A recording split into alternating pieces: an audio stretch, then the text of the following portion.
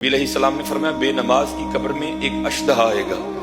اس کا نام کیا ہوگا؟ اشجاع الاقرع، گنجا سانپ۔ نبی علیہ السلام نے فرمایا اس کی آنکھیں آگ کی ہوگی، اس کے جو ہاتھ ہیں وہ لوہے کے ہوں گے، اس کے ہاتھوں کی لمبائی کتنی ہوگی؟ حضور نبی علیہ السلام نے فرمایا ایک دن کی مسافت جتنی اس کے ہاتھوں کی لمبائی ہوگی۔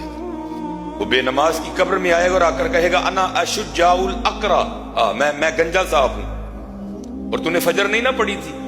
تو مجھے اللہ پاک نے تیری قبر میں بھیجا ہے، اور تجھے فجر نہ پڑھنے کے جرم میں فجر سے لے کر ظہر تک ماروں گا۔ اور حضور نبی علیہ السلام نے فرمایا جب وہ بے نماز کو ایک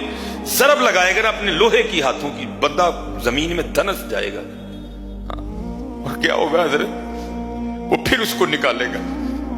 اور پھر اس کو ظہر تک مارے گا،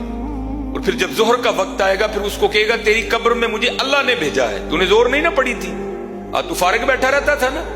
تیرے کانوں میں اذان کی آواز بھی آتی، تو نے زور نہیں نہ پڑی، اب تجھے ظہر نہ پڑھنے کے جرم میں زور سے لے کر عصر تک ماروں گا۔